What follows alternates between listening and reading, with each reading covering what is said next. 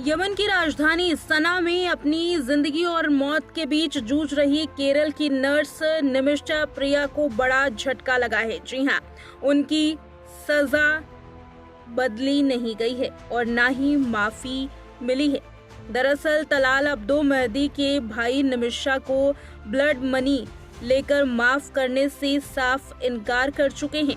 हालांकि अभी भी निमिषा की जान बचाने के लिए परिवार और सरकार तमाम कोशिशें कर रही हैं, लेकिन कोई भी फाइनल फैसला नहीं हुआ।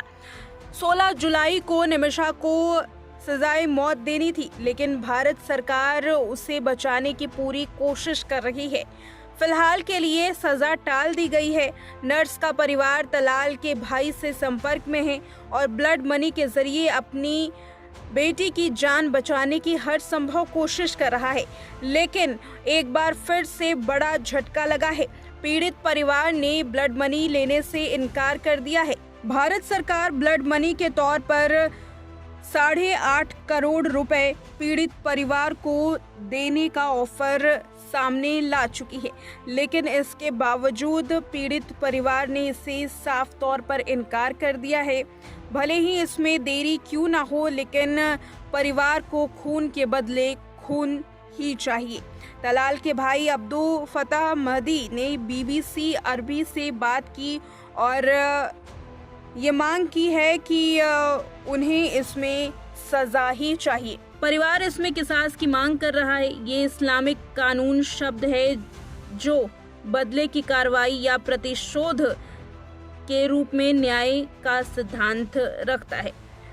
अब्दुल ने कहा कि प्रिया को फांसी दी जानी चाहिए। उसने आगे कहा कि परिवार निमिषा प्रिया की जान बख्शने के लिए बिल्कुल भी तैयार नहीं है और ना ही माफ करने के लिए, ना ही किसी भी तरीके की ब्लड मनी स्वीकार करने के लिए।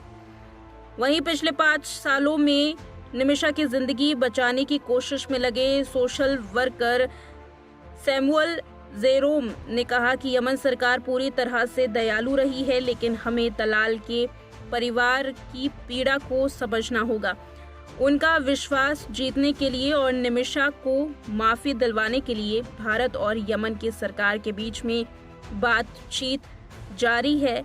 मामला बेहद नाजुक है। इस मामले में कुछ भी नहीं कहा जा सकता है। इससे पहले केंद्र ने शुक्रवार को सुप्रीम कोर्ट को बताया कि यमन में जान लेने की सजा सजाए मौत है और भारतीय नर्स इसी का सामना कर रही है।